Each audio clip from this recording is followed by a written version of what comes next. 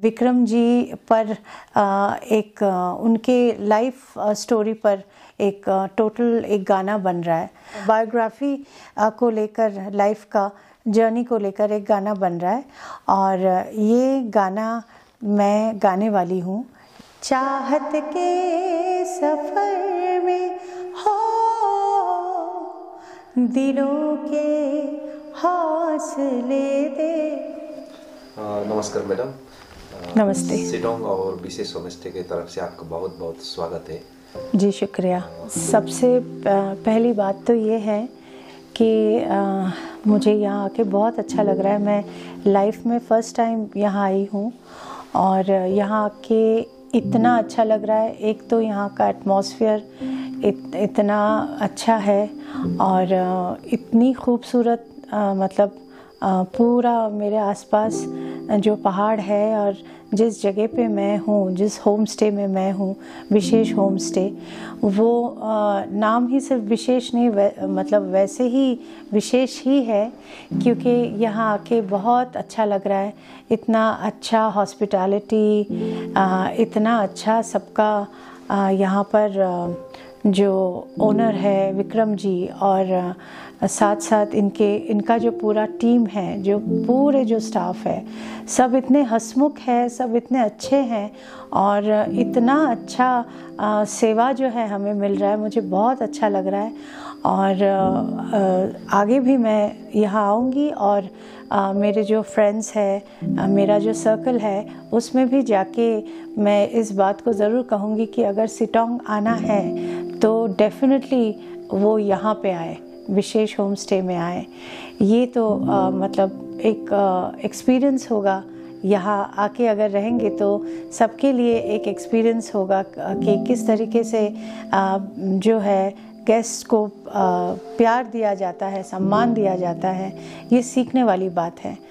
और रही बात मेरे करियर की, मैंने अपना करियर बहुत जल्दी शुरू किया जब मैं अपने टीन्स में थी।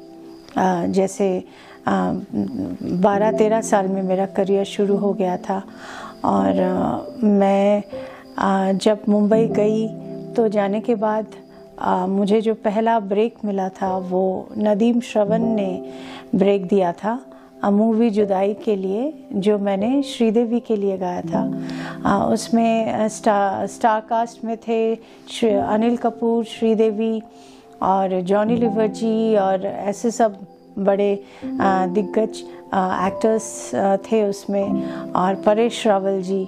तो उसमें मुझे एज अ टीनेजर मुझे गाने का मौका मिला और मेरा गाना बहुत ही एक प्यारा सा एक लव सॉन्ग मुझे मिला था, रात को नींद आती नहीं, और ये गाना एक डुएट था विद अमित कुमार।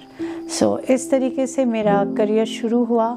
उसके बाद होते होते मैं डिफरेंट कंपनीज़ में अलग अलग लोगों के साथ मैंने काम करना शुरू किया और मैंने बहुत सारा काम किया, जैसे T series company, Tips company, Venus, Time, सबके साथ मैंने काम करना, HMV, सारेगामा, मैंने काम करना शुरू किया। और करते करते वहाँ से मुझे मेरे म्यूज़िक डायरेक्टर मिले ललित सेन। जतिन ललित के कोई भाई नहीं है, ललित सेन है म्यूज़िक डायरेक्टर, दिलीप सेन, समीर सेन के भाई ललित सेन। मुझे ललित जी मिले टी सीरीज़ में और तब वो बालाजी टेलीफिल्म्स के लिए एकता जी के लिए गाने बना रहे थे, टाइटल ट्रैक्स बना रहे थे। तो उन्होंने मुझे ऑफ़र दिया कि आप कुछ गाएंगे। मैंने कहा ज़रूर गाऊंगी। उसके बाद उन्होंने मुझसे गवाया। पहला सॉन्ग था मेरा टाइटल सॉन्ग कोशिश एक आशा, जो जी टीवी पर आया था और इसको डायरेक्ट किया था अनुराग बासु ने, जो कि उसके बाद बहुत बड़े लेवल के वो मूवी डायरेक्टर हो गए। तो अनुराग के साथ भी मेरा ये पहला काम था और मेरा गाना, मेरा वॉइस सैंपल भेजा गया था एकता जी को। तो तो एकता को बहुत अच्छा लगा और उन्होंने वहाँ से ग्रीन सिग्नल दिया कि हाँ चलो इस लड़की के साथ काम करते हैं। सो इस तरीके से मेरा शुरू हुआ करियर नदीम श्रवण से लेके, और उसके बाद होते होते अलग अलग जगह पे गाते गाते फिर बालाजी का जो एक के बाद एक मेरा करियर का एक फ़ेज़ आया वो शुरू हुआ। और होते होते और साथ साथ मैं शोज़ भी कर रही थी इंडिया में, अब्रॉड में बहुत सारे शोज़ कर रही थी। मेरा लाइफ का पहला इंटरनेशनल टूर था कुमार सानू जी के साथ। मैं अमेरिका गई थी 2.5 महीने के लिए। तो मेरा शो भी साइड बाय साइड होता गया और पूरे वर्ल्ड में मैंने शो किए। और मैंने लगभग 29-30 लैंग्वेजेस में मैंने गाना गाया। बहुत सारे लैंग्वेजेस में गाने गाए। और इनफैक्ट मैंने नेपाली मूवी में भी गाना गाया उदित नारायण जी के साथ, और वो गाना भी बहुत अच्छा चला था। और इस तरीके से मैंने बहुत सारा काम किया। और होते होते आज यहाँ आप सबके सामने बैठी हूँ। और अब भी मेरे कुछ नए गाने आ रहे हैं और काम चल ही रहा है। मैंने बहुत सारे एकता कपूर के जितने भी के सीरीज़ है इसमें सारे मैंने गाए हैं। जैसे कि मैंने कहा मेरा पहला टाइटल ट्रैक था कोशिश एक आशा। उसके बाद मैंने घर एक मंदिर में गाया, सोनी पर आता था। उसके बाद मैंने कुसुम में गाया। उसके बाद करते करते कहानी घर घर की, करम अपना अपना, कहीं तो होगा, और फिर सबसे ज़्यादा कयामत, बहुत सारा आया। लेकिन सबसे ज़्यादा लाइफ चेंजिंग जो सॉन्ग मेरे लिए हुआ, जिसकी वजह से आज मैं यहाँ बात कर रही हूँ, बैठी हूँ और सब मुझे देख रहे सुन रहे, वो सॉन्ग टाइटल सॉन्ग था क्योंकि सास भी कभी बहू थी। Madam 2 line please. हाँ, क्योंकि सास भी कभी बहू थी का एक छोटा सा एक फ़नी सा एक स्टोरी है, वो मैं फटाफट बोल देती हूँ और बोल के मैं गाती हूँ। क्योंकि सास भी कभी बहू थी, मैं सुबह 9 बजे गाना गाने गई थी। और सुबह का वॉइस भी उतना वो नहीं होता। और मैं उठी और मैंने ब्रश वश किया और चाय वाय पी के मैं गाना गाने चली गई। मेरे पापा मुझे लेके गए स्टूडियो में। अब मैं ना अपने साथ कोई पेपर लेके गई, ना पेन लेके गई, ना कुछ लेके गई। सुबह 9 बजे, इतना मूड भी नहीं था, तो ऐसे ही अंगड़ाई लेते लेते मैं चली गई। फिर वहाँ जाके जब मुझे गाना सिखाया म्यूज़िक डायरेक्टर ने, रिश्तों के भी रूप बदलते हैं, तो मुझे लगा हे भगवान, सुबह सुबह नींद आ रही है, ये क्या बहू सास सुबह सुबह गाने के लिए बोल रहा है। अब पापा भी बोल रहे हैं क्या है सास बहू सुबह सुबह। फिर गाना लिखने का भी कुछ नहीं था, तो ललित सेन जो मेरे म्यूज़िक डायरेक्टर हैं, उन्होंने एक विज़िटिंग कार्ड निकाल के दिया और कहा कि ये विज़िटिंग कार्ड है, इसके पीछे लिखो।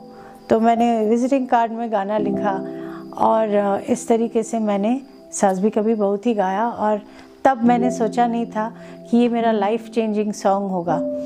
और इस गाने की वजह से हमारी यूनियन मिनिस्टर स्मृति ईरानी जो है तुलसी बनी थी, तो वो जहाँ भी जाती है ये गाना बजता है और लोग कहते हैं, मुझे कहते हैं, मैं जहाँ भी जाती हूँ वॉइस ऑफ स्मृति ईरानी। तो ये है कहानी सास भी कभी बहू थी की, मैं सुनाती हूँ। हाँ। रिश्तों के भी रूप बदलते हैं, नए नए साँचे में ढलते हैं। एक पीढ़ी आती है, एक पीढ़ी जाती है, बनती कहानी नई। क्योंकि सास भी कभी बहू थी, ला ला ला। क्योंकि सास भी कभी बहू थी, ला ला ला ला। हाँ, क्योंकि सास भी कभी बहू थी।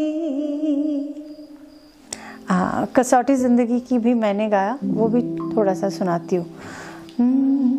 चाहत के सफ़र में हो, दिलों के हौसले देखो, ये अक्सर टूट जाते हैं, कभी आंसू बहाते हैं, कभी चलते हैं सहरा में, फिर भी मुस्कुराते हैं। इंतहा हर घड़ी की कसौटी जिंदगी की, कसौटी जिंदगी की।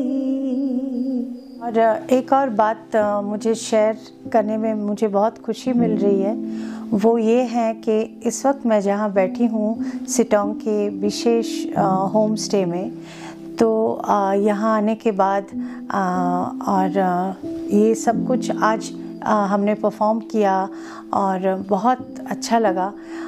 यहाँ आने के बाद मुझे पता चला कि यहाँ के जो ओनर हैं विक्रम जी पर एक उनके लाइफ स्टोरी पर एक टोटल एक गाना बन रहा है। ऑलरेडी काम चल रहा है, इट्स ऑन प्रोसेस है, और उनके लाइफ को लेकर, उनके काम को लेकर और एक टोटल एक उनके बायोग्राफी को लेकर, लाइफ का जर्नी को लेकर एक गाना बन रहा है। और ये गाना मैं गाने वाली हूँ, ये मुझे आज ही पता चला and I am very happy about that. तो ये एक फ्यूचर प्रोजेक्ट है जो आने वाला है, it will be coming very soon. I am hoping for the best and also मैं बहुत ज़्यादा एक्साइटेड हूँ इस गाने के लिए, क्योंकि हम लोग लव सॉन्ग ये वो गाते रहते हैं, पर किसी के लाइफ को लेकर एक सॉन्ग गाना और उस इमोशन को अपने उनका जो इमोशन है या उनका जो जर्नी की बातें जो होगी गाने में, उसको इमोट करना और उसको गाना, it's something interesting and also very new for me. तो I am very happy and looking forward for this future project.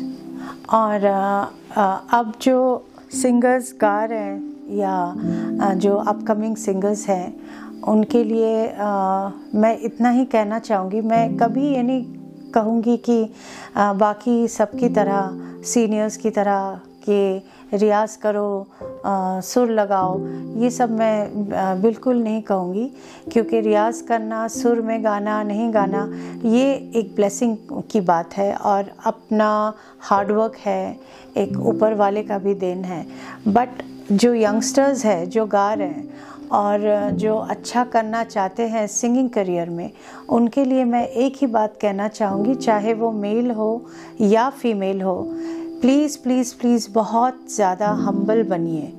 ज़िंदगी में जितना हम्बल रहेंगे, जितना डाउन टू अर्थ रहेंगे, उतना ही अच्छा गाएंगे। क्योंकि ये मैंने एक्सपीरियंस किया मेरे लाइफ में कि गाना कम ज़्यादा हर कोई गाता है। कोई बहुत ज़्यादा अच्छा गाते हैं, बहुत सुर में गाते हैं, कोई इंसान थोड़ा सा कम गाता है, उतना सुर नहीं लगा पाता। लेकिन अगर उस इंसान का स्वभाव उदित नारायण जैसा हो, अगर उस इंसान का स्वभाव लता मंगेशकर जैसा हो, तो उस इंसान को दुनिया याद रखती है और उस इंसान को दुनिया हमेशा बुलाती है और उस सिंगर से हमेशा लोग गाना सुनना चाहते हैं। तो गाना गाने के लिए ना ही केवल सुर का लगाना और ताल में गाना और एक्सप्रेशन और फीलिंग देना है, सबसे ज़्यादा इम्पॉर्टेंट है एक अच्छा गायक या एक अच्छी गायिका बनने के लिए पहले अपने आप को एक बहुत ही अच्छा ह्यूमन बनाना चाहिए। एक हमेशा डाउन टू अर्थ रहना है, हम्बल रहना है और डेफिनेटली हार्ड वर्क करना है। तो मुझे लगता है अगर ये चीज़ें हम लोग फॉलो करेंगे, और वो कहते हैं ना, वो पेड़ जितना सीधा होता है, झुकता नहीं है, तो वो उससे कोई फ़ायदा नहीं होता। तो जितना हम झुके रहेंगे और जितना डाउन टू अर्थ रहेंगे, तो उस तरीके से गाना भी गा पाएंगे और नाम भी कमा पाएंगे। तो आज के यंगस्टर्स के लिए, आज जो गा रहे हैं उनके लिए मेरा यही संदेश है, यही मेरा एक छोटा सा एडवाइस है। Thank you.